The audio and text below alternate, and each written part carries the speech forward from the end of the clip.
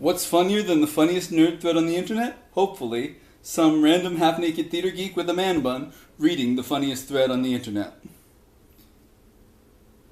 Let's see, I first saw this on Facebook where it was posted by my friend James Croft. It's titled The United Federation of Hold My Beer, I Got This. It was posted by Aussie fella to Imgur about 8 hours ago. And it looks like it's a bunch of Tumblr screenshots all pasted together. It seems it was reposted by someone named Liren Gallia, from whom Aussie fella saw it. And it starts with Prokopets. Random headcanon that Federation vessels in Star Trek seem to experience bizarre malfunctions with such overwhelming frequency isn't just an artifact of the television serial format.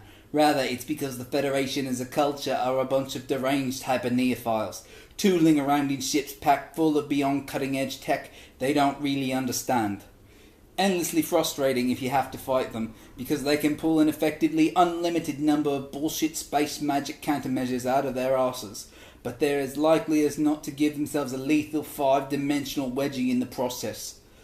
All those rampant holograms and warp core malfunctions and accidentally travelling back in time incidents, that doesn't actually happen to anyone else. It's literally just Federation vessels that go off the rails like that, and they do so on a fairly regular basis.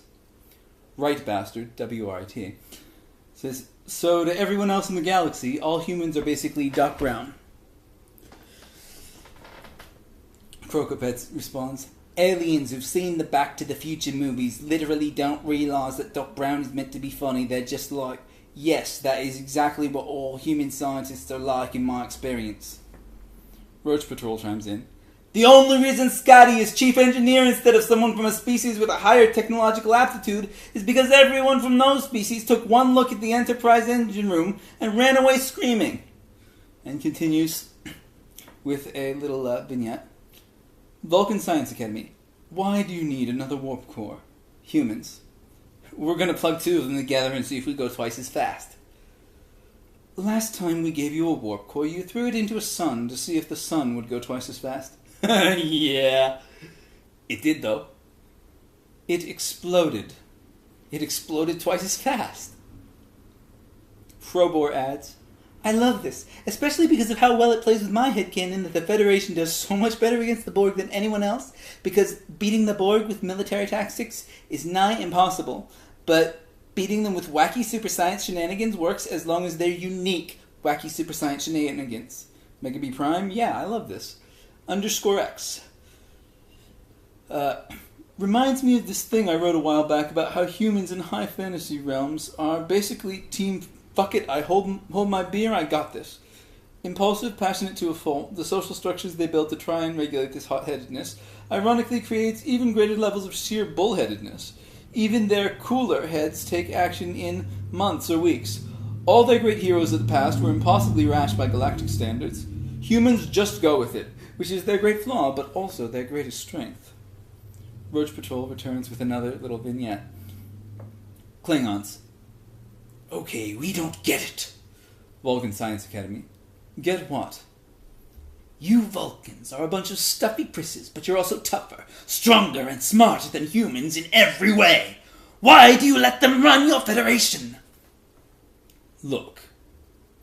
This is a species where if you give them 2 warp cores, they don't do experiments on one and save the other for if the first one blows up.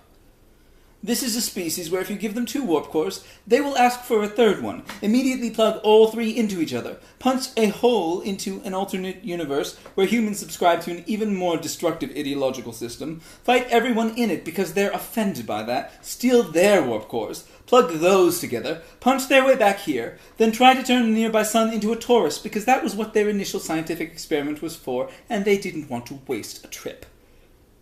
They did that last week. We have the write-up right here.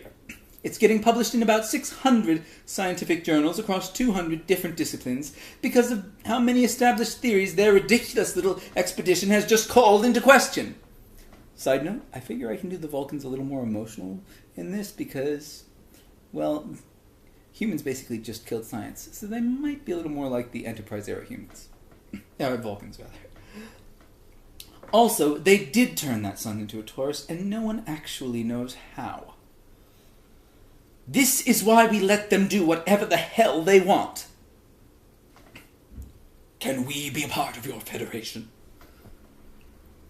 The real Siebes says, come to think of it, I mean, look at the first human warp drive thing in the movie. That was not how Vulcans would have done it. Dragon in a Fez says, you know what the best evidence for this is? Deep Space Nine almost never broke down. Minor malfunctions that irritated O'Brien to hell and back, sure, but almost none of the truly weird shit that befell Voyager and all the Starship's Enterprise. What was the weirdest malfunction DS9 ever had? The senior staff getting trapped as holosuite characters in Arm and Bashir, and that was because a human decided to just dump the transporter buffer into the station's core memory and hope everything would work out somehow. Which is a bit like swapping your computer's hard drive out for a memory card from a PlayStation 2 and expecting to be able to play a game of Spyro the Dragon with your keyboard and mouse. Then adds, you know what? I'm not done with this post. Let's talk about the Pegasus. The USS fucking Pegasus. Testbed for the first Starfleet cloaking device. Here we have a handful of humans working in secret to develop a cloaking device in violation of a treaty with the Romulans. They're playing catch-up trying to develop a technology other species have had for a century, and what did they do? Did they decide to duplicate a roaming cloaking device precisely? Just see if they can match what other species have? Nope. They decide, hey, while we're at it, while we're building our very first one of these things, just to find out if this is possible, let's see if we can make this thing phase us out of normal space so we can fly through planets while we're invisible. But why? Said the one Vulcan in the room. Because that would fucking rule, said the humans, high-fiving each other and slamming cans of 24th century Red Bull. There must be like 20 different counseling groups for non-human engineering students at Starfleet Academy, and every week, in every single one of them, someone walks in and starts up a story like, our assignment was to repair a phaser emitter, and my one human classmate built a chronometric flux toaster that toasts bread after you've eaten it. Dead Cat with a Flamethrower suggests that MacGyver is the equivalent of Vulcan vintage human horror television.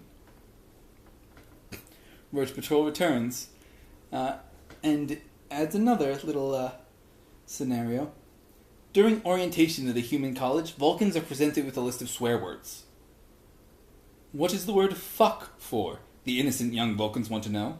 Surely there are more logical intensity modifiers. Yeah, you'd think so, say the weary, jaded Vulcan professors. You'd really fucking think so. There is a phrase in Vulcan for the particular moment you understand what the word fuck is for.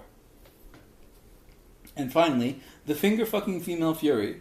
I think I've seen that Tumblr user post somewhere else before. Anyway, it says, this is why the Federation is the only organization to ever stand a chance against the Borg. The Borg can adapt to the brilliant military strategies of the Romulan Star Empire, the Klingons, and even the cold, logical, intellectual prowess of the Vulcans. The Borg weren't prepared for a starship captain to lure them into his 50s more detective horror novel, hollow novel, and then machine gun them to death with a weapon made out of hard light.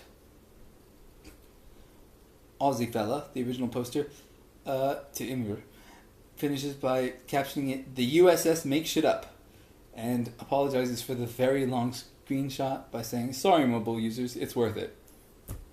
Sorry YouTube watchers, I hope it was worth it.